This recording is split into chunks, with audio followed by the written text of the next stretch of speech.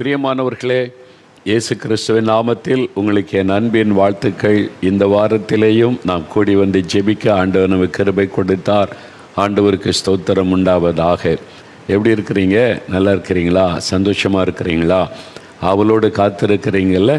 ஆண்டவர் இன்றைக்கு என் வாழ்க்கையில் அற்புதம் செய்யணும், என்னோட அவர் இடைப்படணும், என் வாழ்க்கையில் என் குடும்பத்தில் ஒரு அதிசயத்தை செய்யணும், நானும் உலகத்துக்காக எழுப்புதலுக்காக ஜெபம் செய்யணும், ஆண்டவருடைய சமூகத்தில் உலகம் எங்கும் இருக்கிற தேவ பிள்ளைகள் ஊழியர்களோடு இணைந்து ஜெபிக்கணும் அப்படின்னு அவளோடு காத்திருக்கிறீங்கல்ல. உங்களை விட ஆண்டவர் அவளோடு இருக்கிறார். என் பிள்ளைங்க ஜெபிக்க போகிறாங்க, நான் அந்த ஜெபத்தை கேட்டு அற்புதம் செய்யணும், உலக எழுப்புதலுக்காக பல தேசங்களுக்காக என் பிள்ளைகள் ஜெபிக்க போகிறாங்க, அந்த ஜெபத்துக்கெல்லாம் நான் பதில் கொடுக்க வேண்டும் என்று பரலோகத்தின் தேவன் அவளோடு நம்மை நோக்கி பார்க்கிறார். எப்போ நம்ம ஜெபிப்பதற்கு ஒருமனப்பட்டவளாய் கூடுகிறோமோ பரலோகம் அதை உன்னிப்பாய் கவனிக்கிறது. நாம் ஜெபத்தை அவர் எதிர்பார்த்து கொண்டிருக்கிறதுனால நாம் எப்போ ஜெபிப்போம் என்று ஆண்டவர் காத்திருக்கிறார். உங்களுக்காக ஆண்டவர் காத்திருக்கிறார், என் பிள்ளைங்க ஜெபிக்க போகிறாங்கன்னு சொல்லி. இப்போ முதலாவது, நாம் இன்றைக்கு கூட நிறைய பேர் புதுசாக பார்க்குறீங்க, யாரோ சொன்னாங்க, யார் மூலமாக கேள்விப்பட்டீங்க, நண்பர்கள், சொந்தக்காரங்க, இந்த நிகழ்ச்சியை பாரு, இயேசு உனக்கு சுகம் தருவார், விடுதலை தருவார், அற்புதம் செய்வார்னு சொன்னதுனால முதல்ல இதை பார்க்குறீங்கள, உங்களை அன்போடு வாழ்த்தி நான் வரவேற்கிறேன். நாங்கள்லாம் கிறிஸ்தவங்க இல்லைங்க, நாங்கள் எந்த சர்ச்சுக்கு போனதில்லை, கிறிஸ்துவ கூட்டத்துக்கெல்லாம் போனதில்லை. இயேசு அற்புதம் செய்வார்னு சொல்கிறாங்க, எங்களுக்கு கூட செய்வாரா? கட்டாயம் செய்வார். இயேசு மதங்களுக்கெல்லாம் அப்பாற்பட்டவர். நீங்கள் சர்ச்சுக்கு போனால் தான் உனக்கு அற்புதம் செய்வேன் அப்படி சொல்லுகிற ஆண்டவர் அல்ல. நீங்கள் இன்றைக்கு முதலாக கவனிக்கிறீங்கல்ல, இயேசு எப்படிப்பட்டவர் என்பதை முதல்ல அறிந்து கொள்ளுங்க. அவர் உங்களை நேசிக்கிறவர், உங்கள் மேலே மனதுருக்கமும் பாசமும் உள்ள ஒரு ஆண்டவர். அவர் வானத்தையும் பூமியை உண்டாக்கினவர். அவர் இன்றைக்கு உங்களுக்கு தேவையான காரியத்தில் அற்புதம் செய்வார். நீங்கள் விசுவாசிக்கணும், இயேசு எனக்கு செய்வார் இந்த விசுவாசத்தை மாத்திரம்தான் அவர் எதிர்பார்க்கிறார். எப்படிங்க விசுவாசிக்கிறது? சில சாட்சிகள் நான் உங்களுக்கு வாசிப்பேன், வீடியோவில் சாட்சியை பார்ப்பீங்க. உண்மையாக அற்புதத்தை பெற்றுக்கொண்டவங்க அந்த அனுபவத்தை சொல்லுவாங்க. அதை பார்க்கும்போது உங்களுக்குள்ள ஒரு விசுவாசம் உண்டாகும். நீங்களும் விசுவாசித்து இயேசுவே என்று அவர் பெயரை சொல்லி ஜெபிச்சிங்கன்னா இன்றைக்கு உங்களுக்கு அற்புதம். சரி, இந்த சாட்சியில் முதலாவது சில சாட்சிகள் நான் வாசிக்கிறேன், நல்லா கவனிங்க. ஆண்டவர் இயற்கைக்கு மேற்பட்ட காரியம் செய்கிறார், அதான் மிராக்கிள். அற்புதம் என்பது என்னது? இயற்கைக்கு மேற்பட்ட காரியத்தை செய்வது. அதுதான் நம்ம அற்புதமாக இருக்கிற. இப்போ சாதாரண இதெல்லாம் நடக்கிறது தானே அப்படி, ஆனால் இது அற்புதமாக இருக்கிற, இது எப்படி நடந்தது? அதான் அற்புதம். ஆண்டவர் இயேசு அப்படி செய்கிறவர். இல்லைங்க ஒன்றும் நடக்காதுங்க, எல்லாம் முடிஞ்சு போச்சு, டாக்டர்ஸ் ஆக முடியாதுன்னு சொல்கிறாங்க. இயேசுவால் முடியும். அவர் அற்புதங்களின் தேவன். உங்கள் வாழ்க்கையில் இயேசு இன்றைக்கு ஒரு அற்புதம் செய்வார். உங்களுடைய வியாதி மாறுவதற்கு இயேசு அற்புதம் செய்வார். உங்களுடைய வாழ்க்கையில் இருக்கிற பாவக்கட்டுகள் நீங்கி ஒரு விடுதலை உண்டாக இயேசு அற்புதம் செய்வார். உங்களுடைய தேவைகள் சந்திக்கப்பட அற்புதம் செய்வார். தடைகள் நீங்கி காரியம் வாய்க்க அற்புதம் செய்வார். உங்களுடைய வாழ்க்கையில் தடைப்பட்டிருக்கிற நன்மையை பெற்றுக்கொள்ள அற்புதம் செய்வார். உங்களுக்கு எந்த காரியத்தில் அற்புதம் வேண்டுமோ அதை மனதில் நினைத்து கொண்டு, இன்றைக்கு இந்த காரியத்தில் இயேசுவை எனக்கு ஒரு அற்புதம் செய்யணும், அந்த மாதிரி நீங்கள் வேண்டிக் கொள்ளணும். அற்புதம் நடப்பதை காண்பீங்க. அதெல்லாம் நடக்குமாங்க? அதுக்கு தான் சில சாட்சிகள், நிறைய சாட்சிகள், ஏராளமான சாட்சிகள் வருகிறது. அதில் சில சாட்சிகளை தான் உங்களுக்கு சொல்ல முடிகிறது. நேரம் கருதி ஒரு 5 சாட்சிகளை நான் வாசிக்கிறேன். இந்த சாட்சி எழுதினுடைய பெயர், ஊரை நான் வாசிக்கிறேன். அவங்களுடைய முழு அட்ரஸு, ஃபோன் நம்பர் எல்லாம் எங்ககிட்ட இருக்கிறாரு. அவங்க ஃபோனில் எங்களுக்கு தெரியப்படுத்துவாங்க, இந்த மாதிரி இயேசு எனக்கு ஒரு அற்புதம் செய்திருக்கிறார் என்று. அதை விபரமாக கேட்டு கன்ஃபார்ம் பண்ண பிறகு தான் அந்த சாட்சியை உங்களுக்கு முன்பாக நாங்கள் வைக்கிறோம். அவங்களுடைய ஃபோட்டோ இருக்குது, அவங்களுடைய ஃபோன் நம்பர் இருக்கிற, அட்ரஸ் எல்லாமே இருக்கிறது. அதனால் இது எல்லாமே அந்த நபர் நேரடியாக எங்களுக்கு பேசின காரியம்தான். அதனால் அந்த இயேசு கிறிஸ்து இன்றைக்கு உங்களுக்கு அற்புதம் செய்யும்படி இந்த சாட்சியை முதல்ல கவனிங்க. அதன் பிறகு வீடியோவில் 2 சாட்சியை நீங்கள் பார்க்க போகிறீங்க. கவனமாக இருக்கீங்களா? இயேசு இடத்துல இந்த அற்புதம் பெற ஆயத்தமாக இருக்கிறீங்களா?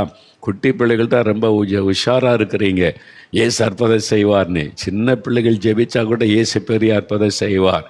நீங்கள் ஜெபிங்க, இயேசு அற்புதம் செய்வதை நீங்கள் பார்ப்பீங்க. சரியா? சரி, முதலாவது சாட்சி சகோதரி புவனேஸ்வரி.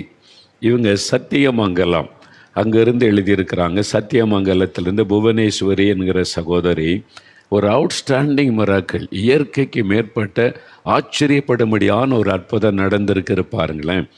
என் கணவரின் வயது 41, அவருடைய கணவருக்கு 41 வயதாகிறது. என் கணவர் சின்ன பிள்ளையாக இருக்கும் பொழுதிருந்தே அவரின் இடது கையின் புறங்கையின் மணிக்கட்டு பகுதியில் ஒரு கட்டி இருந்துள்ளது. சின்ன பையனாக இருக்கும் போதே இடது கையில் ஒரு கட்டி இருந்திருக்கிறது. அது நாளடைவில் வளர்ந்து ஆப்பிள் பழம் சைஸுக்கு வந்து விட்டது. ஆப்பிள் பழ சைஸுக்கு வந்துட்டான். ஆப்பிள் பழம் அவ்வளோ பெருசு இருக்குல்ல, அவ்வளோ சைஸுக்கு ஒரு கட்டி கையில் வந்து விட்டது. பார்ப்பதற்கே அசிங்கமாக இருக்கும். ஆப்ரேஷன் செய்து எடுத்து விடலாம் என்று மருத்துவரிடத்தில் போனபோது இதை இடது கையில் இருப்பதினால் ஆப்ரேஷன் செய்யும்போது ஒருவேளை இதயத்திற்கு பாதிப்பு வரலாம், உயிருக்கே கூட ஆபத்தாக முடியலாம் என்று மருத்துவர்கள் சொன்னார்கள். அப்போ அந்த ஹார்ட்டுக்கும் அதுக்கு கனெக்ஷன் இருக்கிறது. அதனால தான் டாக்டர் சொல்லியிருக்கார், ஒருவேளை அந்த நரம்பு அதில் ஆப்ரேஷன் பாதிக்கப்பட்டுட்டால் இருதயம் பாதிக்கப்பட்டு மரணம் நேர்ந்து விட நேரிடும் அப்படின்னு டாக்டர் சொல்லிட்டாங்க. உயிருக்கு ஆபத்து என்பதினால் பயந்து கொண்டு ஆப்ரேஷன் செய்ய வேண்டாம் என்று முடிவு செய்தோம். ஆனால் நாளடைவில் கட்டி வளர வளர வலி வந்து பிரச்சனையாக இருந்தது. மேலும் மேலும் கட்டி பெருசாகுது, வலி வேற உண்டாகுது. என் கணவர் டெய்லரிங் தொழில் செய்து வருகிறார். அவர் தொழிலுக்கு அதிகமாக இடது கையை பயன்படுத்த வேண்டி இருப்பதினால் இரவு நேரத்தில் வலியினால் தூக்கமில்லாமல் கஷ்டப்படுவார். ஆப்ரேஷன் செய்தால் உயிருக்கே பிரச்சனை. ஆப்ரேஷன் செய்யாமல் பொறுத்து கொண்டாலும் இந்த பிரச்சனைகள் எந்த சூழ்நிலையில்தான் கடந்த மாதம் நடைபெற்ற அற்புத பெருவிழாவில் என் கணவரின் இடது கையின் புறங்கையின் மீது கை வைத்து நான் ஜெபம் செய்தேன். கடந்த அற்புத பெருவிழா ஒவ்வொரு மாதமும் திறப்பின் வாசலுக்கு அடுத்த நாள் ஞாயிற்றுக்கிழமை ஃபெஸ்டிவல் ஆஃப் மிராக்கிள், அற்புதத்தை பற்றி தியானித்து அற்புதங்களுக்காக ஜெபிக்கிற ஸ்பெஷல் அந்த நாளில் அதில் அவங்க தன் கணவருடைய கையில் அந்த கட்டி மேலே கை வைத்து தன் சகோதரி கணவருக்காக ஜெபிச்சிருக்கிறாங்க. அந்த ஜெபிச்சிட்டாங்க ராத்திரியில். மறுநாள் காலையில் ஒரு பெரிய ஆச்சரியம் எங்களுக்கு காத்திருந்தது. என் கணவரின் புறங்கையின் மீது இருந்த கட்டியை காணவில்லை. சின்ன கட்டி கிடையாது, ஆப்பிள் பழ சைஸில் இருந்த ஒரு கட்டியை இரவோட இரவாக காணவில்லை. 41 வருஷமாக இருந்த கட்டி. அவங்க விசுவாசத்தோடு என்றைக்கு ஜெபிச்சாங்களோ அன்றைக்கு இயேசு அற்புதம் செய்து விட்டார். 41 வருடம் இருந்த கட்டி ஜெபம் செய்த இரவில் காணாமல் போனது. எனக்கும் என் கணவருக்கும் சொல்ல முடியாத சந்தோஷம்.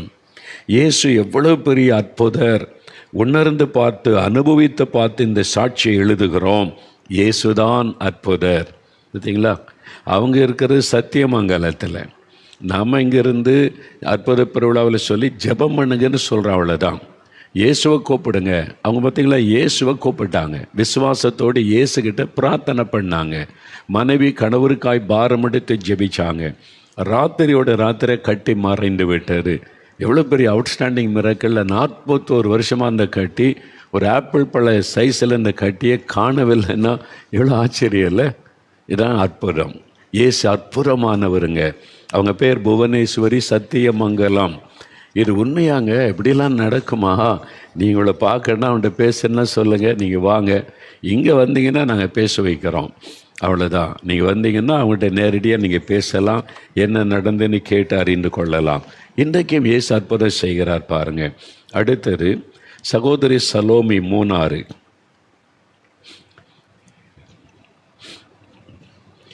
சலோமி என்கிற சகோதரி மூணாறு, கேரளா இல்லை தமிழ்நாடு கேரளா பார்டருக்குள்ள மூணாறு மலைப்பகுதி, அங்கேருந்து எழுதியிருக்கா. இவங்களுக்கும் 25 வருஷமாக இருந்த ஒரு பிரச்சனை. அதாவது அவருடைய மகனுக்கு இருந்த பிரச்சனையில் இயேசு என்ன அற்புதம் செய்தார் பாருங்கள். என் மகனுக்கு இப்பொழுது 25 வயதாகிறது. அவன் சின்ன பிள்ளையாக இருந்த போதிலிருந்தே அவனை சாப்பிட வைப்பது மிகவும் சிரமமாக இருக்கும். பெரிய பையனாக வளர்ந்தும் அவனுக்கு சாப்பிடுவது பிடிக்காமலேயே இருந்தது. தட்டில் ஒரு இட்லி வைத்துக்கொண்டு 1 மணி நேரம் உட்கார்ந்திருப்பான். ஒரு பிடி சோற்றை அவன் சாப்பிட்டு முடிக்க பல மணி நேரம் ஆகிவிடும். ஒரு நாளில் ஒரு வேளை மட்டும்தான் சாப்பிடுவான். டீ, காஃபி, ஜூஸ் மற்றும் எந்த நொறுங்கு தீனியும் சாப்பிடவே விருப்பம் இல்லை. பாருங்க, 25 வருஷமாக அந்த பிரச்சனை. ஒரு இட்லி சாப்பிட்றதுக்கு 1 மணி நேரம் ஆகுமா? அப்போ எதையுமே சாப்பிட விருப்பம் இல்லை. என்ன நடக்கிறது? அதனால் முகம் வாட்டமாய், ஒல்லியாய், உடம்பில் நீர் சத்து கூட இல்லாமல் உதடுகள் காய்ந்து போயிருக்கும். பலவீனமாயிருப்பான், பரிதாபமாய்த்தான் இருப்பான். மருத்துவரிடம் பலமுறை காண்பித்து சிகிச்சை எடுத்தும் கூட எந்த பலனும் இல்லை. 2023ஆம் வருடம் ஜூன் மாதத்தில் உங்களுடைய 24 மணி நேர ஜெப உதவி மையத்திற்கு ஃபோன் செய்து என் மகனுக்காக ஜெபிக்க கேட்டேன். எங்கள் நால்மாவடியில், சென்னையில், பெங்களூரில் 24 மணி நேர ஜெப மையம் இருக்கிறது. 24 hours, இரவும் பகலும் அங்கே ஜெபிக்கிற கர்த்தருடைய பிள்ளைகள் இருப்பாங்க. ஃபோனில் நீங்கள் கால் பண்ணினீங்கன்னா உங்களுடைய பிரச்சனை சொன்னால் ஃபோன்லேயே உங்களுக்காக பிரார்த்தனை பண்ணுவாங்க. அந்த மாதிரி அவங்க ஜெபிக்க கேட்டிருக்கிறாங்க. அவர்கள் ஜெபிக்க கேட்டேன். அவர்கள் ஜெபித்த ஒரே வாரத்தில் நல்ல மாற்றம். அவனுக்கு பசித்து சாப்பிட ஆரம்பித்தான். இப்பொழுது நல்ல நார்மலாக இருக்கிறான். எல்லோரையும் போல சாப்பிடுகிறான். எடை கூடிவிட்டது. அவனை பார்ப்பதற்கே நன்றாக இருக்கிறது. எனக்கு மிகவும் சந்தோஷமாக இருக்கிறது. பிறந்ததிலிருந்து 25 வருடமாயிருந்த பிரச்சனையை மாற்றி அவனை நலமாய் வைத்திருக்கிற இயேசுவுக்கு நன்றி. பிறவியிலிருந்தே ஒரு பிரச்சனை, டைஜஸ்டிவ் சிஸ்டத்தில் ஏதோ ஒரு பிரச்சனை. 25 வருஷமாக சாப்பிடாதபடி எலும்பும் தோலுமாகி பாதிக்கப்பட்ட நிலைமை. ஃபோனில் ஜெபிக்க கேட்டுக்கொண்டாங்க. அந்த ஃபோனில் ஒரு சகோதரி இருந்து வசனத்தை சொல்லி ஜெபிக்கிறாங்க. இயேசுவின் நாமத்தில் ஜெபிச்சாங்க. அவ்வளோது. அந்த நாளில் இருந்து ஒரு மாற்றம், ஒரு அற்புதமான சுகத்தை தந்துட்டார். அவருடைய தாயாருக்கு எவ்வளோ பெரிய சந்தோஷம் பார்த்தீங்களா? நீங்களும் ஜெபிக்கணும்னா அந்த ஃபோன் நம்பர் இருக்குது. தமிழில் ஜெபிக்கிறதுக்கு 2 ஃபோன் நம்பர் இருக்குது. அதை குறித்து கொள்ளுங்க. கன்னட மொழியில் நான் ஜெபிக்கணும் அப்படின்னு சொன்னீங்கன்னா அந்த நம்பருக்கு கால் பண்ணால் கன்னட மொழியில் உங்களோட பேசி ஜெபிப்பாங்க. ஹிந்தி மொழி தான் எனக்கு தெரியும் அப்படின்னு சொன்னீங்கன்னா அந்த நம்பருக்கு கால் பண்ணினா ஹிந்தியில் உங்களோட பேசி ஜெபம் செய்வாங்க. கடைசியாக இருக்க நம்பர் கூட்டிங்கன்னா தெலுங்கு மொழியில் அவங்க பேசி உங்களுக்காக ஜெபம் செய்வாங்க. ஆங்கிலத்தில் உங்களுக்கு தான் தெரியும்னு சொன்னால் கூட முதல் 2 நம்பரில் நீங்கள் கூப்பிடலாம். ஆங்கிலம், தெலுங்கு, கன்னடம், ஹிந்தி, தமிழ் மொழிகளில் நீங்கள் கால் பண்ணினீங்கன்னா உங்களோட பேசி உங்களுக்காக ஜெபம் செய்வாங்க. உங்கள் கூட இணைந்து ஜெபிப்பாங்க. 2 பேர் ஒருமனப்பட்டு ஜெபிச்சா இயேசு அந்த ஜெபத்துக்கு பதில் கொடுத்து அற்புதம் செய்வேன்னு சொல்லி இருக்கிறார். அதனால் உங்கள் கூட சேர்ந்து ஜெபிக்க ரட்சிக்கப்பட்ட அபிஷேகம் பெற்ற ஒரு பிள்ளை, அவங்க பரிசுத்தாவில் நிரப்பப்பட்டவங்க, ஜெபிக்கிறதற்குன்னு கிருபை பெற்றவங்க உங்கள் கூட இணைந்து ஜெபிப்பாங்க. அவ்வளோதான். இயேசு தான் அற்புதம் செய்கிறவர். ஜெபிக்கிறது யாராக இருந்தாலும் இயேசு அற்புதம் செய்கிறவர். ஆனால் 2 பேர் ஒருமனப்பட்டு ஜெபிக்கணும். பார்த்தீங்களா எவ்வளோ பெரிய அற்புதம்! 25 வருஷமாக இருந்த பிரச்சனையை ஆண்டவர் இயேசு மாற்றி கொடுத்திருக்கிறார். இன்னொரு அற்புதம் பாருங்களேன். இவங்களுக்கு 22 வருஷம் ஆஸ்துமா வியாதி. 22 வருஷம் ஆஸ்துமா வியாதி. சகோதரர் வரதன் சாமுவேல், சென்னையிலிருந்து. வரதன் சாமுவேல், சென்னை. நான் கடந்த 22 வருடமாக ஆஸ்துமா வியாதியினால் மிகவும் அவதிப்பட்டு வந்தேன். கொஞ்ச தூரம் நடந்தாலுமே எனக்கு மூச்சு இரைப்பு வந்துவிடும். வெயில் காலத்திலும் மழை காலத்திலும் குளிர்காலத்திலும் என்னால் மூச்சு விடக்கூட முடியாதபடி வேதனை. எப்பொழுதும் வாயை திறந்து கொண்டு தான் சுவாசிப்பேன். என்ன வேதனை பாருங்க! அது சிலருக்கு குளிர்காலம் வந்தால் தான் ரொம்ப பாதிக்கு. அவங்க என்ன சொல்கிறாங்க, வெயில் காலம், குளிர்காலம், மழை காலம், எல்லா காலத்திலும் இந்த நோயினுடைய தாக்கம். அதனால் வாயை திறந்து தான் சுவாசிக்க முடியுமா? பார்த்தீங்களா எவ்வளோ கஷ்டம். அவருடைய ஃபோட்டோலாம் அனுப்பியிருந்தாங்க. அவங்க சொல்கிறாங்க பாருங்கள்.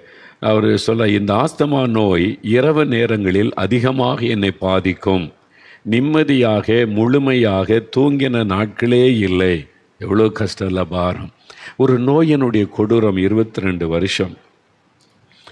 மருத்துவர்களும் என் நுரையீரல் மிகவும் பாதிக்கப்பட்டு இருப்பதாக கூறிவிட்டனர். தினமும் மாத்திரையும் சுவாசிப்பதற்கு பஃப் மூலம் மருந்து அடித்து கொண்டே இருப்பேன்.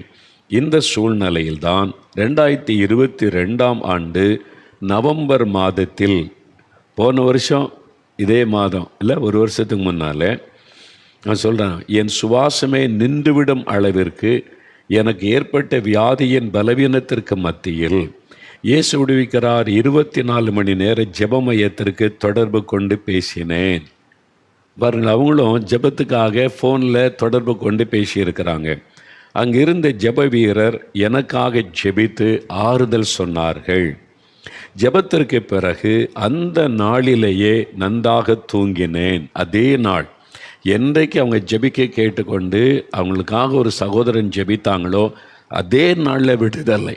நான் சொல்கிறாங்க, அந்த நாளில் நன்றாய் தூங்கினேன். ஆஸ்துமா பாதிப்பு அதன் பிறகு எனக்கு வரவே இல்லை. எவ்வளவு தூரம் நடந்தாலும் எனக்கு மூச்சிறைப்பு வருவதில்லை. இரவு நேரத்தில் நிம்மதியாய் தூங்குகிறேன். எல்லா கால சூழ்நிலையும் எனக்கு ஒத்துக்கொள்ளுகிறது. அற்புதர் இயேசு கடந்த 2 வருடமாய் என்னோடு இருந்து என்னை சுகமாய் பார்த்து கொள்ளுகிறார். இயேசு கொடுத்த அற்புத சுகத்திற்காக நன்றி செலுத்துகிறேன். பார்த்தீங்களா, அற்புதமான சுகம் இயேசு கொடுத்து இன்றைக்கி நல்ல சுகத்தோட 22 வருஷமாக அந்த ஆஸ்துமா வியாதியை மாற்றி விட்டார். இன்றைக்கி எத்தனை வருட வியாதியாக இருக்கட்டும், இயேசு என்னை சுகமாக்குவார். இந்த சகோதரனுக்கு சுகம் கொடுத்த ஆண்டவர் எனக்கு சுகம் தருவார். நீங்கள் அந்த விசுவாசத்தோடு நீங்கள் பிரார்த்தனை பண்ணால் அற்புதம் நடக்கும். சொல்கிறாங்களே சும்மா ஜெபிச்சு பார்க்கலாம், அப்படி இல்லை, விசுவாசம். நீங்கள் விசுவாசத்தோடு கேட்டால் இயேசு அற்புதம் செய்வார். இந்த சாட்சிகளை கேட்ட பிறகும் நீங்கள் விசுவாசிக்கலைன்னா எப்படி இல்லை? அடுத்து பாருங்களேன், சகோதரி நந்தினி சென்னை, ஒரு சகோதரி சென்னையிலிருந்து, எனக்கு வயது 26. எனக்கு குழந்தை பிறந்தபோது எனக்கு ஏற்பட்ட சின்ன சின்ன பிரச்சனைகள் நிமித்தமாக ஒரு பாட்டி, அவங்கள்ட்ட பாட்டிக்கிட்டே போய் ஆலோசனை கேட்டிருக்கிறாங்க. இது மாதிரி குழந்தை பிறந்தபோது உண்டான சில பிரச்சனை, சின்ன சின்ன பிரச்சனை. பாட்டிக்கிட்ட போய், பாட்டி இப்படி எனக்கு இப்படி இருக்குது, குழந்தை பிறந்ததுலேருந்தே நான் ஆலோசனை கேட்டால் அவங்க என்ன சொல்லி கொடுத்துருக்குறாங்க, மூக்குப்பொடி உபயோகிக்க சொல்லியிருக்கிறாங்க. மூக்குப்பொடி போட்டு இதெல்லாம் சரியாகி கொள்ளும். பார்த்தீங்களா, அவங்க சரி தான் நமக்கு சொல்லிக் கொடுப்பாங்க. தப்பான ஒரு ஆலோசனை சொல்லி கொடுத்து மூக்குப்பொடி போட ஆரம்பிச்சிட்டேன். ஆரம்பத்தில் மருந்தாக உபயோகப்படுத்தின மூக்குப்பொடி நாளடைவில் அது இல்லாமல் நான் இருக்க முடியாது என்ற ஒரு பழக்கத்தை ஏற்படுத்தி விட்டது. இல்லைங்களா, அது அடிமையாக்கி விட்டது. இந்த புகைப்பிடிக்கிறது, புகையில் போடுறது, இந்த பொடி போடுவது, இதெல்லாம் நாங்கள் மருந்துக்கு கொஞ்சம் போடுறோம், ஜீரணத்துக்கு போடுறோம், வெத்தலை பாக்கு போடுறோம், அதெல்லாம் அடிமையாக்கி விடும். என்ன காரணம் சொன்னாலும் அது உங்களை அடிமையாக்கி அப்புறம் அதை விட்டு வெளியே வர விடாமல் சிக்கி கொள்ளுவீங்க.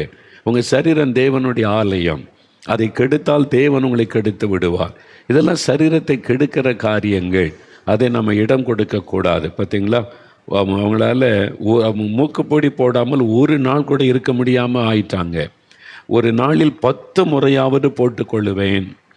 உங்களுடைய ஜெப நிகழ்ச்சியை தொடர்ந்து பார்ப்பேன்.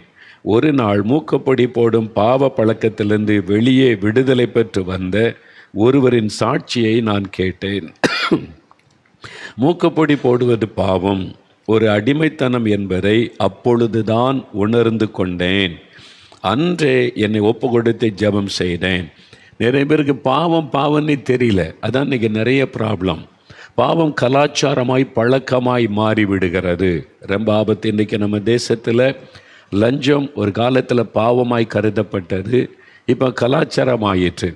அதாவது பாதுகாப்பாக லஞ்சம் வாங்கிக்க, பாதுகாப்பு இல்லைன்னா சிலர் மாட்டிக்குவாங்க, அவ்வளோதான். அது மாதிரி ஆகிவிட்டு ஊழல் பண்ணுறது அரசியல்வாதிகளுக்கு, அதெல்லாம் மக்களை ஏற்றுக்கொள்கிறனால அது அப்படி தான். யார் வந்தாலும் ஊழல் தான் பண்ணுவாங்க. என்ன பண்ணுறது? ஒரு காலத்தில் எதிர்த்த சமூகம் இப்பொழுது அங்கீகரிக்க ஆரம்பித்து விட்டார். ஒரு காலத்தில் மதுபானம் குடிக்கணும், ஐயோ அதெல்லாம் பாவம்னு சொல்லி இப்போ ரம்மு குடித்தா பரவாயில்லைங்க, வாரத்தில் ஒரு நாள் தானே ஜாலியாக, பெண்கள் கணவன் மனைவி உட்கார்ந்து குடும்பமாக குடிக்க ஆரம்பிச்சிட்டாங்க. ஒரு காலத்தில் பெண்கள் அருவருப்பாக பார்த்து, எதை குடிச்சிங்க, வெளியே குடிச்சிட்டு வாங்க, வீட்டுக்குள்ளே கொண்டு வர்றாரு, பிள்ளை இருக்குன்னு சொன்னது மாறி மனைவி உட்கார்ந்து குடிக்கிற கலாச்சாரம், பாவம் கலாச்சாரமாய் மாறி நிறைய பேர் அடிமைப்படுத்தி கொண்டு இருக்கிறாரு. அதே மாதிரி தான் கல்யாணம் பண்ணாமல் சேர்ந்து வாழ்கிறது, ஒரே பாலினத்தை திருமணம் செய்வது, இதெல்லாம் அந்த சாத்தானுடைய ஒரு பெரிய தந்திரம். பாவத்தை கலாச்சாரமாய் மாற்றி விடுவது, அப்போ எல்லாரையும் பாவம் செய்ய வைத்து விடுவது, இதுதான் சாத்தானுடைய திட்டம். மனதில் அந்த எண்ணத்தை உண்டாக்கி பாவமாகவே கருத விடாதபடி செய்து விடுவது. பார்த்தீங்களா? இதில் என்னங்க தப்பு? அது ஒரு நேரம் போடுறோம், ஒரு நேரம் வாரத்தில் ஒரு நாள் குடிக்கிறோம், என்னங்க தப்பு? வாரத்தில் ஒரு நாள் குடிக்க ஆரம்பித்தது தான் இன்றைக்கி லட்சக்கணக்கான குடிகாரங்களை உருவாக்கி விட்டார். கோடிக்கு மேலே அடிமைப்பட்டு கிடக்கிறாங்க இந்தியா, தமிழ்நாட்டில் மட்டுமே. அது மாதிரி தான் பாருங்கள், அவங்களுக்கு அப்போ தான் தெரிந்தது இது ஒரு பாவம், பாவ அடிமைத்தனம் என்று உணர்ந்த உடனே அவங்க ஜெபிச்சிருக்கிறாங்க.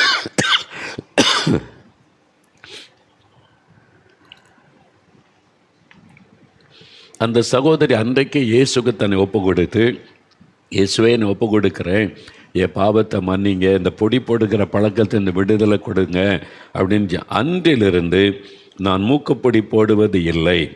இப்படியாக 3 வருடம் அடிமைத்தனத்திலிருந்து இயேசுவின் மூலம் விடுதலை பெற்றுக்கொண்டேன். இயேசு விடுதலை கொடுக்கிற ஆண்டவர், அட்ஜஸ்ட்மெண்ட் பண்ணுகிறவர் அல்ல. பக்தியாக இருப்பா போதும். இப்போ அதான் கலாச்சாரம்.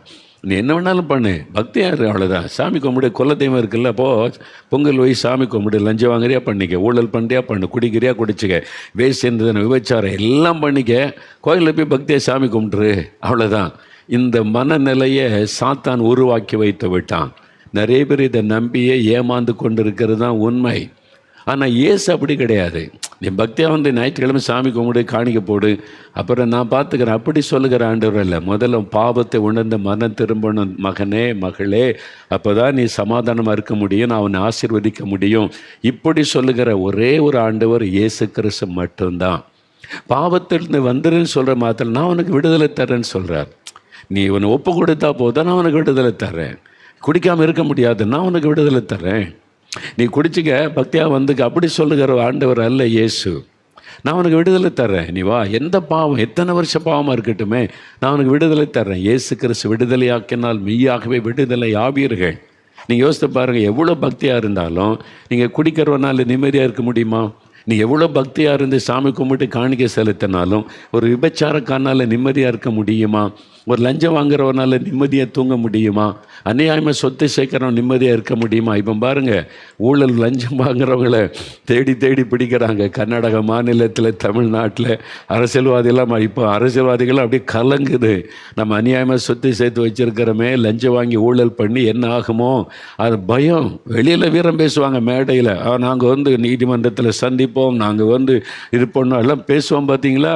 ஆனால் எல்லா மக்களுக்குமே தெரியும் பின்னால் ஊழல்வாதி கோடிக்கணக்கான சொத்து சம்பாதிச்சு வச்சிருக்கானே. உங்களுக்கு தெரியுமா தெரியாதா? கட்சிக்காரங்களுக்கும் தெரியும், அவ்வளோ பேருக்கும் தெரியும். கீழே இருந்து மேலே வரைக்கும், டெல்லி வரைக்கும் அப்படி தான். எல்லா மாநிலத்திலையும் கதை அதுதான். இன்றைக்கு இது கடைசி காலம், இந்த மாதிரி தான் இருக்கிறது. ஆனால் மேடையில் வீரம் பேசுவாங்க, நாங்கள் நீதிமன்றத்தில் சந்திப்போம், வழக்கை சந்திப்போம். அதனால தான் பாருங்கள், முன்னாள் முதலமைச்சர்லாம் ஜெயிலில் உட்காந்துட்டு வர்றாங்க, முன்னாள் அமைச்சர்கள் ஜெயிலில் உட்காந்துட்டு வர்றாங்க. ஏதோ ஒரு அடிப்படை இருக்க போய் தானே உள்ள மாட்டுறீங்க. அவங்களுக்கு என்ன தைரியம், நான் ப்ரூவ் பண்ண முடியாது, பணம் கொடுத்து தப்பிச்சிடலான்னு சொல்லி நீதிமன்றத்திலேருந்து தப்பிக்கலாம். நீதி உள்ள நியாயாதிபதி ஒருவர் இருக்கிறார்.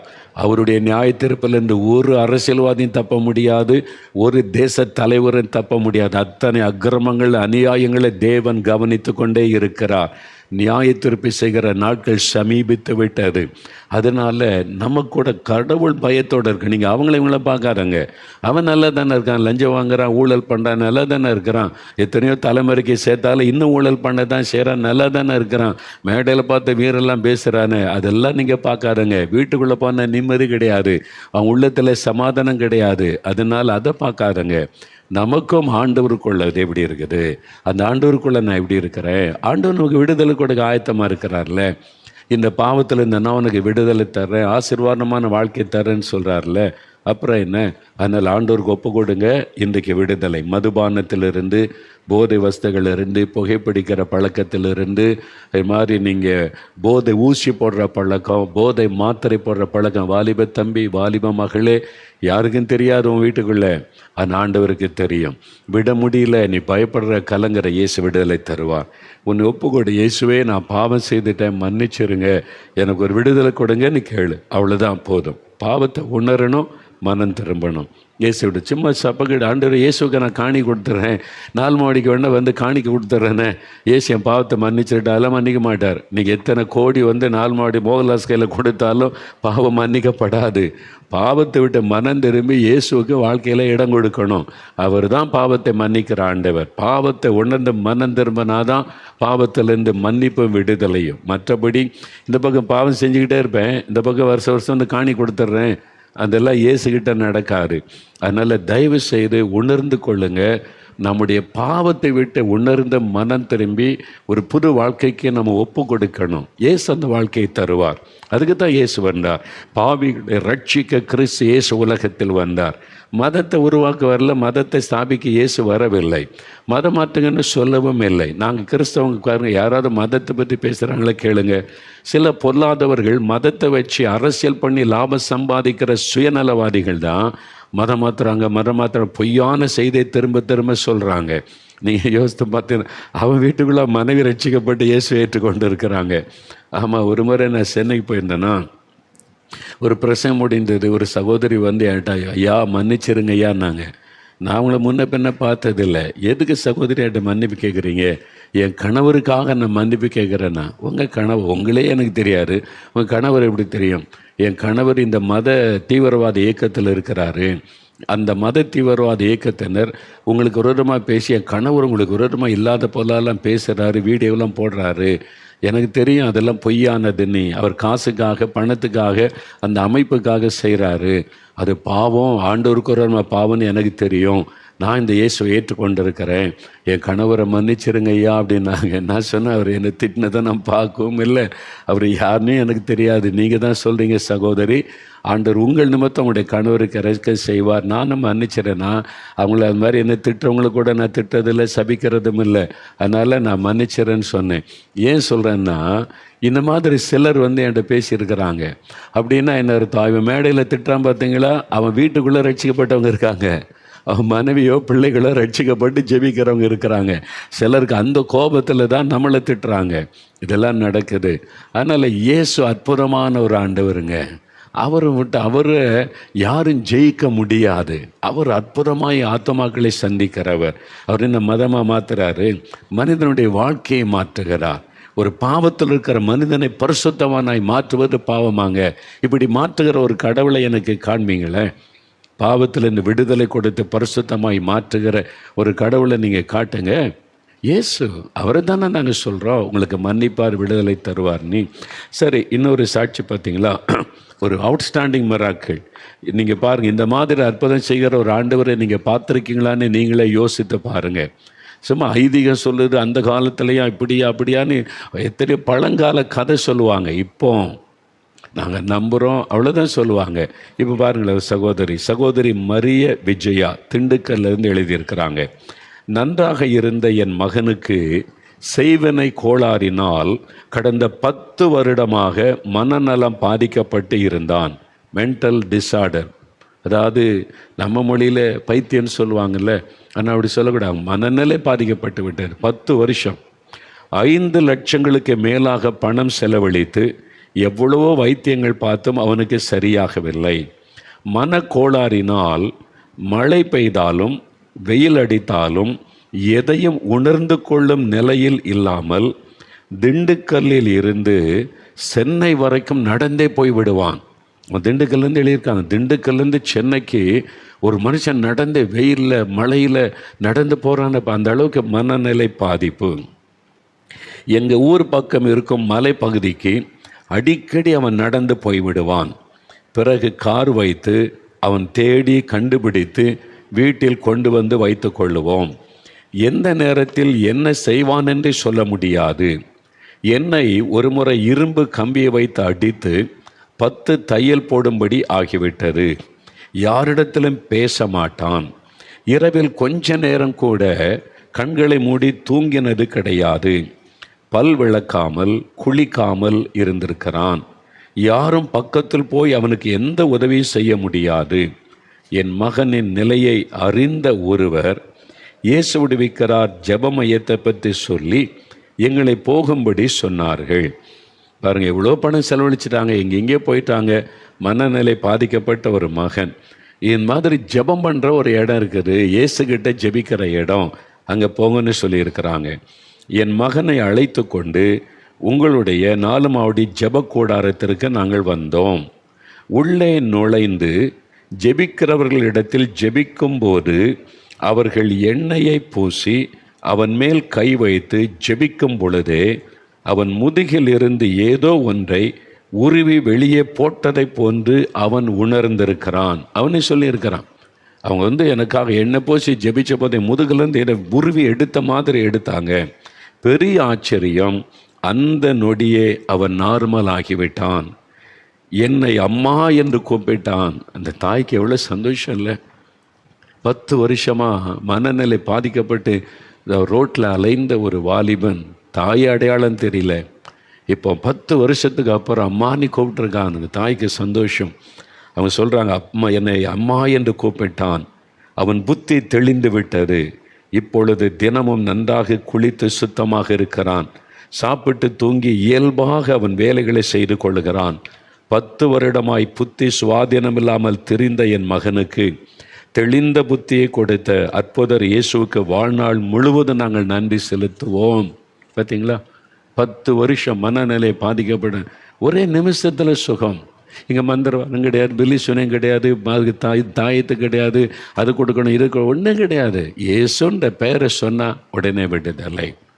இவ்வளோ சாட்சி வாசித்த அந்த 5 சாட்சி, இதில் ஒரு சாட்சிக்கு எனக்கு சம்மந்தமே இல்லை. இதில் ஒருத்தரையும் நான் நேரில் பார்த்ததும் இல்லை, நான் நேரில் அவங்களுக்காக ஜெபித்ததும் இல்லை. இவங்க எல்லாவற்றுக்கும் அந்த அற்புதம் எப்படி நடந்தது? இந்த அற்புதத்திற்கு இயேசுவுக்கு மட்டும்தான் சம்பந்தம். அவங்க இயேசுவை விசுவாசித்தாங்க, இயேசுவை கூப்பிட்டாங்க, இயேசு அற்புதம் செய்தார். இங்கே மோகன்லாஸுக்கு இவங்களுக்கு ஒரு தொடர்பும் இல்லை, சம்பந்தமும் இல்லை. பார்த்தீங்களா? அப்போது அற்புதம் செய்வது மோகன்லாசரஸ் அல்ல, இயேசு. அந்த இயேசு எங்கே இருக்கிறார்? இப்போ உங்கள் வீட்டில் இருக்கிறார், உங்கள் பக்கத்தில் இருக்கிறாருங்க. இப்போ நீங்கள் ஜெபிச்சு அவங்க வீட்டிலேயே அற்புதம் நடக்கும். நீங்கள் இருக்கிற இடத்துலேருந்து கூப்பிட்டாலே இயேசு அற்புதம் செய்வார். அவர் எங்கும் வியாபித்திருக்கிறான். இந்த இயேசுவை எங்கே தேடலாம், எங்கே போகலாம்? அந்த ஊருக்கு போகணுமா, இந்த ஊருக்கு போகணுமா, 4 மாடிக்கு போகணுமா? எங்கே பிரயாணப்பட வேண்டாம், பணம் செலவு பண்ண வேண்டாம், நீங்கள் பரிகாரம் எல்லாம் செய்ய வேண்டாம். அவர் சிலுவையில் பரிகாரத்தை செய்து முடிச்சிட்டாரு. விசுவாசிக்கணும். இயேசுவே இவங்களுக்கெல்லாம் அற்புதம் செய்தீங்க, எனக்கு ஒரு அற்புதம் செய்யுங்க, நான் விசுவாசிக்கிறேன், இயேசுவேன்னு கூப்பிடணும். அவ்வளோதான், ஆண்டவர் அற்புதம் செய்திருவார்.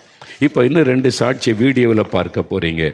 ரொம்ப ஆச்சரியமான 2 காரியத்தை நீங்கள் பார்க்க போகிறீங்க. முதலாவது சகோதரர் பாலாஜி, சென்னையிலிருந்து சகோதரர் பாலாஜி என்கிற சகோதரர் அவருடைய வாழ்க்கையில் நடந்த ஒரு அற்புதத்தை சொல்கிறாரு. நீங்கள் பாருங்கள். 35 வருஷம் குடிப்பழக்கம் எப்படிங்க விடுதலை ஆச்சு? விடுதலை ஆனது மாத்திரமல்ல, அடுத்து எப்படி அவரை தேவன் மாற்றியிருக்கிறார் அதை கவனிங்க. ஆச்சரியமான காரியம் இல்லை? 35 வருஷம் மதுபான பழக்கம். என்ன சொல்லுவாங்க, குடிகாரன் பழகித்தான் விடுதலாம் கிடைக்காது, அதுக்குன்னு என்னென்னோ மருத்துவம் அதெல்லாம் இருக்குது, கொண்டு போய் பண்ணால் கூட அவங்க விடுதலை பிறகு எவ்வளோ கஷ்டப்படுறாங்க.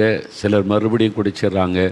ஆனால் எங்கேயுமே போகாமல் இயேசுகிட்ட கண்ணீரோடு ஜெபம் பண்ணாங்க. இயேசுவே எனக்கு விடுதலை கொடுங்க. இருதயத்தில் கை வைத்து ஒரு ஒளி, அப்படியே ஒரு வெளிச்சம் அவளை அடித்தது.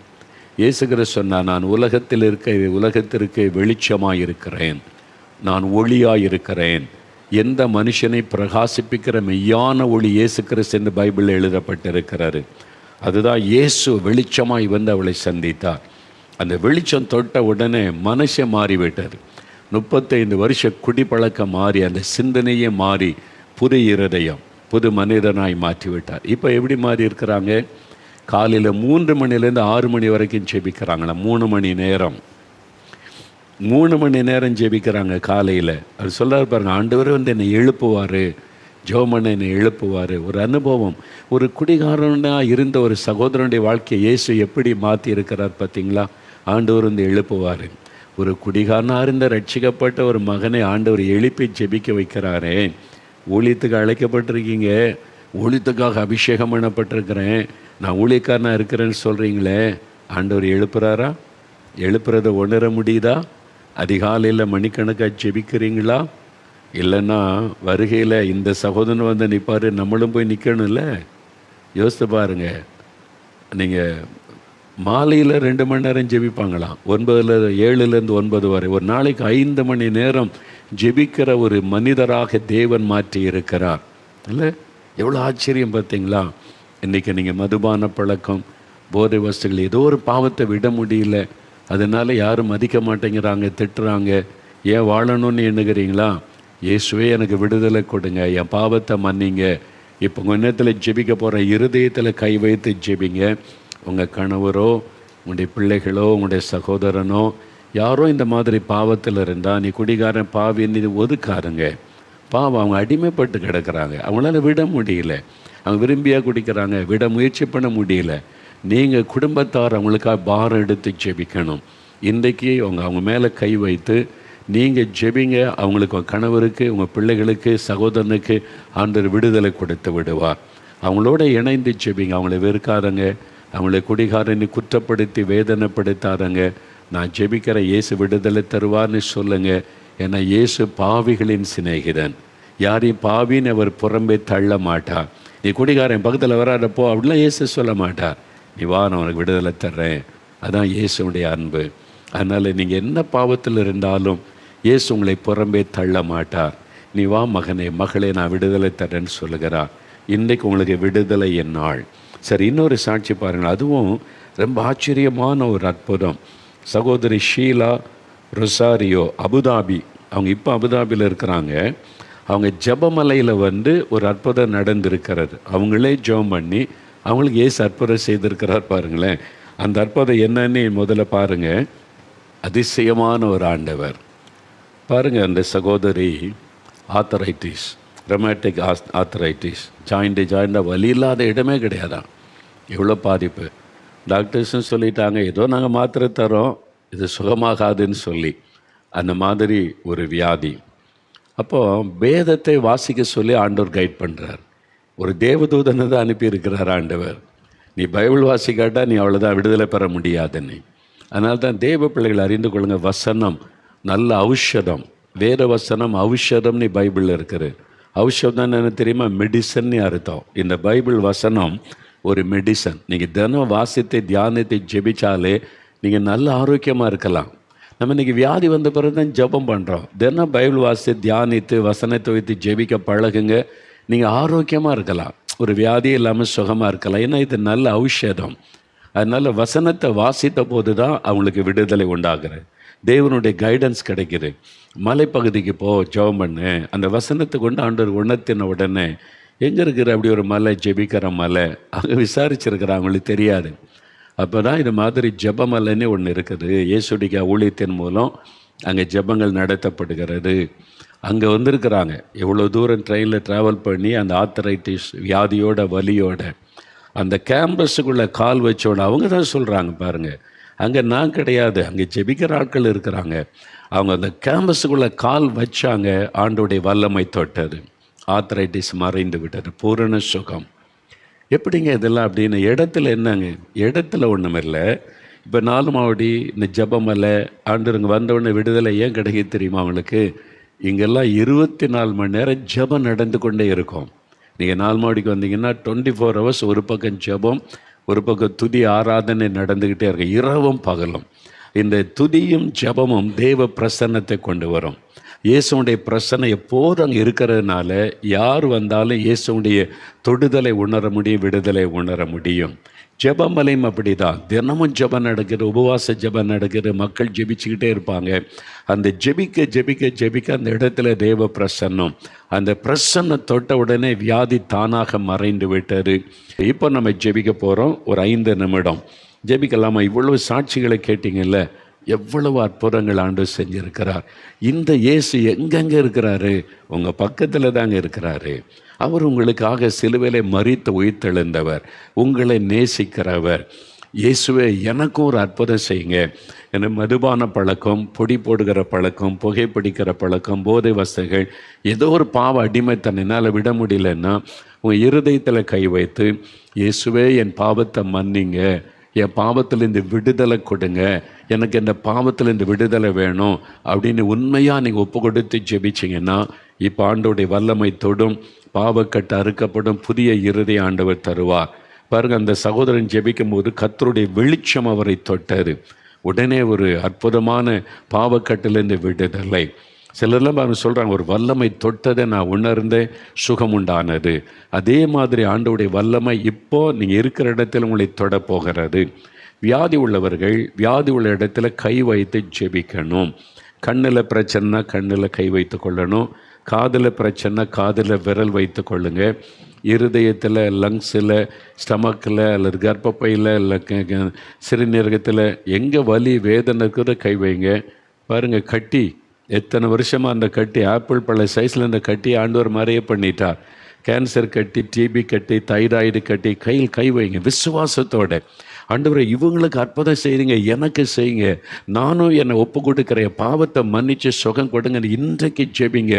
இப்போ அந்த வியாதி மறையும், கேன்சர் விலகும், டயபெட்டிக்கு மாறிடும். இயேசுவால் குணமாக்க முடியாத வியாதி ஒன்றும் கிடையாது. ஆர்த்தரைட்டிஸ் மறைந்து விடும், வாத நோய்கள் மறைந்துடும், மரண கட்டுகள் மாறிவிடும். கற்பத்தின் ஆசீர்வாதம் வேணுமா? இருதயத்தில் கை வைத்து கேளுங்க. வேலைக்காக, கடன் பிரச்சனை மாற, பிள்ளைகளுடைய திருமண காரிய, கற்பத்தின் ஆசீர்வாதம் உங்கள் மேலே நீங்களே கை வைத்து கொண்டு விசுவாசத்தோடு ஜெபிக்கணும். உங்கள் வீட்டில் பக்கத்தில் யாராவது இருந்தால் அவங்க மேலே கை வைத்து ஜெபம் செய்யுங்க. குட்டி பிள்ளைகள் கூட உங்கள் அம்மாவுக்காக அப்பாவுக்காக ஜெபிக்கலாம். ஏசப்பா அற்புதம் செய்வாங்க. 5 நிமிடம் ஜெப நேரம் ஜெபிக்கலாமா? ஆயத்தமாக இருக்கிறீங்களா? ஒரு 5 நிமிடம் முடிந்தால் முழங்கால் படிட்டு கொள்ளுங்க.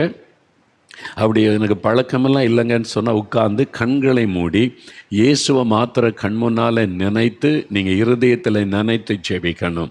அதனால் இப்போ உங்கள் பக்கத்தில் இயேசு இருக்கிறார். மோகன்லாசை மறந்துடுங்க.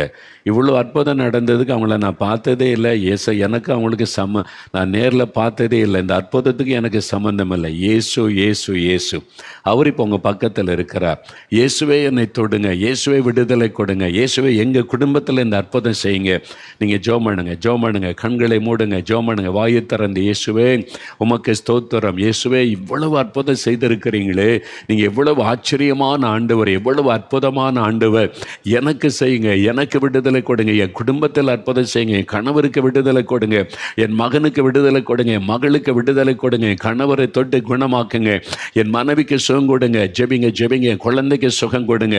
நீங்களே ஜெபம் பண்ணுங்க. இயேசுவே தொடும், இயேசுவே விடுதலை தாரும், இயேசுவே என்னை மன்னியும், இயேசுவே எனக்கு இந்த பாவ கட்டிலிருந்து விடுதலை தாரும், இயேசுவே உம்முடைய இரத்தத்தினால் என்னை கழுவும், என் பாவத்தை மன்னிச்சு விடுதலை கொடுங்க. இயேசுவே இனிமேல் இந்த பாவம் எனக்கு வேண்டாம், என்னால் விட முடியல, விடுதலை கொடுங்க. இயேசுவின் நாமத்தில் விடுதலை, இயேசுவின் நாமத்தில் விடுதலை உண்டாகட்டும். இயேசுன்ற பெயரை சொல்லுங்க. இயேசுவே நீ கூப்பிடுங்க. இயேசுவே தொடும், இயேசுவே விடுதலை தாரும், இயேசு கிறிஸ்துவின் நாமத்தில் விடுதலை உண்டாகட்டும். நீங்க இன்னும் சொல்லுங்க. வாய் திறந்து இயேசுன்ற பெயரை சொல்லணும். நீங்க வாய் திறந்து சொன்னாதான் உங்களுக்கு அற்புதம் நடக்கும். இயேசுவே நீ கூப்பிடுங்க. இயேசுவின் நாமத்தில் விடுதலைன்னு சொல்லுங்க. அப்படி சொல்லும் போது தான் அற்புதம் நடக்கும்.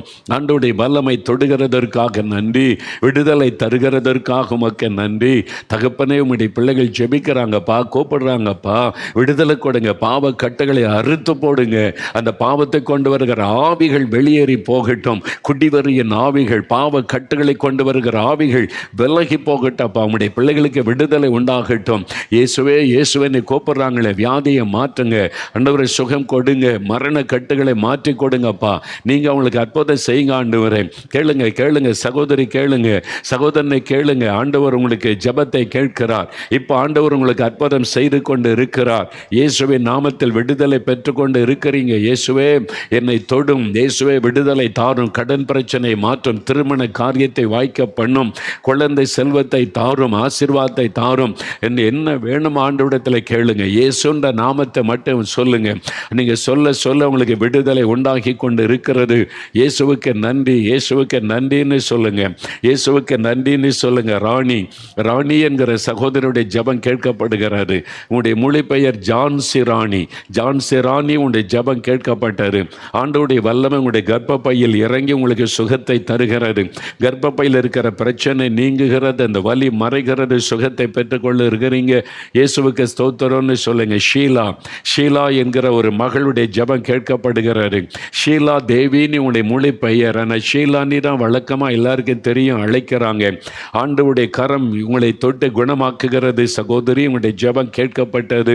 விடுதலை பெற்றுக்கொண்டு உங்களுடைய எலும்புகள் ஆண்டவருடைய வல்லமை இறங்கி உங்களுடைய எலும்பு ஜாயிண்டுகள் இருக்கிற வலிகளை இயேசு மாற்றி சுகம் தருகிறார். இயேசுவே ஸ்தோத்திரம், இயேசுவுக்கு மகிமை, இயேசுவுக்கு நன்றி. நீ வாய் திறந்து இயேசுவுக்கு நன்றி சொல்லுங்க.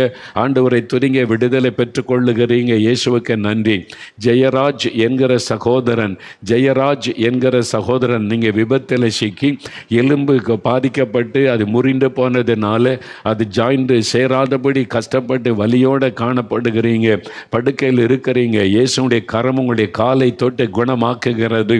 நீங்கள் உங்களுடைய பாவத்தை அறிக்கை செய்து ஜெபிக்கிறீங்க. அது நிமித்தம் ஆண்டவர் உங்களுக்கு இறக்க செய்து அந்த ஒடிந்து போன எலும்புகளை தேவன் புதிதாய் மாற்றுகிறார். அந்த எலும்புகளுக்குள் ஆண்டவருடைய வல்லமை இறங்குகிறது. அந்த விபத்தில் நொறுங்கி போன எலும்புகள் சரியாக்கப்படுகிறது. இயேசுவுக்கு ஸ்தோத்திரம், ஆண்டவருக்கு மகிமை செலுத்துங்க. ஆண்டவர் தொட்டு விட்டார். அகிலன் என்கிற சகோதரர், நீங்கள் ஜெபிக்கிறீங்க. இதெல்லாம் உண்மைதானா அப்படின்னா, எனக்கும் இயேசு ஒரு அற்புதம் செய்யணுமே. இயேசுவே, நானும் செத்து போயிட்டா பரவாயில்லன்னு நினைக்கிறேன். என்னால் இந்த வியாதியின் வேதனை தாங்க முடியலை, பாவத்தையும் விட முடியல, வியாதியிலும் வேதனைப்படுகிறேன், எதுக்கு வாழணும்னு தோணுகிறது என்று ஜெபிக்கிற அகிலன், இயேசுடைய கரமுகளை தொடுகிறது. பாவக்கட்டு அறுக்கப்படுகிறது. அந்த வியாதியின் கட்டு விலகுகிறது. மரண போராட்டங்களை விட்டு விலகுகிறது. இயேசுவுக்கு ஸ்தோத்திரம். ஆண்டவரை மகிமைப்படுத்துங்க. ஆண்டவருடைய வல்லமை தொடுகிறதற்காக ஸ்தோத்திரம். ஆண்டவருக்கு ஸ்தோத்திரம். Thank you Lord. மக்க நன்றி. வாய் திறந்து ஆண்டவருக்கு நன்றி சொல்லுங்க. ராஜேஸ்வரி என்கிற ஒரு தாயார், நீங்கள் கால்கள் பலவீனப்பட்டு நடக்க முடியாமல் முழங்கால் வலியோடு உட்கார்ந்துருக்கிறீங்க. உங்களுடைய எலும்புகளில், இடுப்பு எலும்பில் வலி, கை எலும்பில் வலி, அவங்களுடைய முதுகுத்தண்டில் வலி, எலும்புகளில் பாதிக்கப்பட்டு மிகுந்த வேதனையோடு இருக்கிறீங்க. உங்களுடைய ஜெபம் கேட்கப்பட்டது. நீங்கள் கண்ணீரோடு இயேசுவேன்னு கூப்பிடுறீங்க. இயேசு உங்களை தொட்டு குணமாக்குகிறார். தாயாராகிய உங்களை இயேசு தொட்டு குணமாக்குகிறார். சுகம் எலும்புகளுக்குள்ளே வருகிறது. எழும்புங்க, நடக்க ஆரம்பிங்க. இயேசுவே ஸ்தோத்திரம்னு சொல்லுங்க. எலும்புகளை புதிதாய் ஆண்டவர் மாற்றுகிறார். வலிகள் விலகுகிறது. இயேசுவுக்கு நன்றி. ராஜேஸ்வரி, சுகத்தை விடுதலை பெற்றுக்கொள்ளுறீங்க. இயேசுவுக்கு நன்றின்னு சொல்லுங்க. கர்த்தருடைய கரம் தொட்டதற்காக உமக்கு நன்றி.